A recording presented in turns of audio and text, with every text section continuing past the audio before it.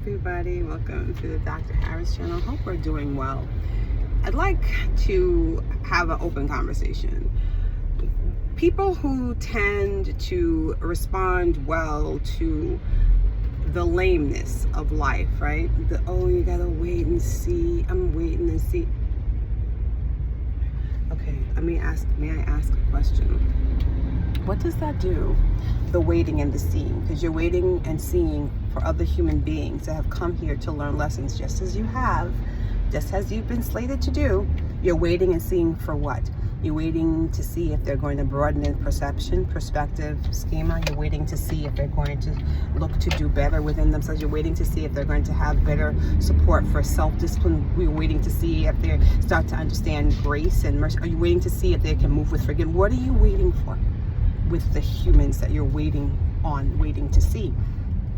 The whole context of waiting to see has very little to do with human being to human being, and has more, I'm trying to be gentle here, y'all, to do with your ability to understand that you are more than just the human reflection that you see in the mirror, the places that you can pat and the things that you can tap.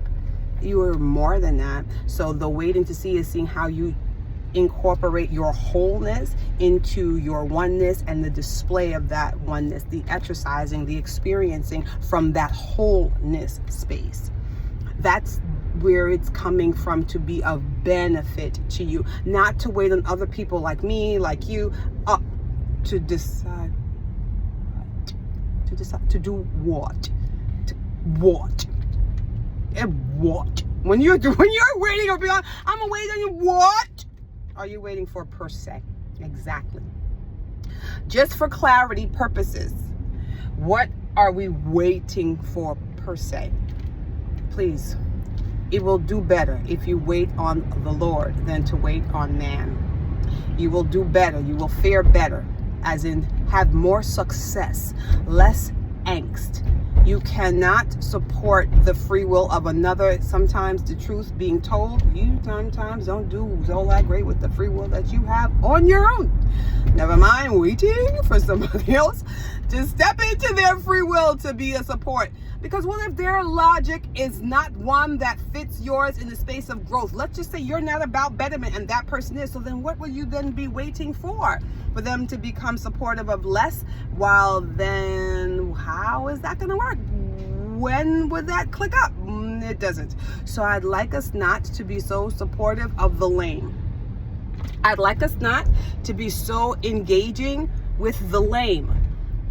It can happen, and it does, and it will. All I'm asking is that you not be so focused on it, allowing of it, nourishing with it, compassionate, holding it by its hand. Stop that.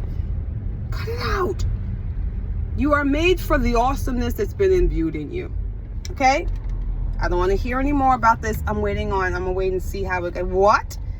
You put it out there with expectancy what it is that you're looking for. If it's not for your best and highest good, may it end before you even reach the front door. May it disintegrate and totally collapse. So you don't even have to put your hand towards what was not for your best and highest good. That's it. The end. We're not waiting on human beings, We're waiting on the awesomeness of our thoroughness to come through, because now we're choosing to be aligned with allowing our oneness, our wholeness, our spiritual form with our physical makeup to be what we move with, what we consider from, and what we do. Yes. I'm saying yes. I'm leading. It's not a real question. I was leading us to the yes.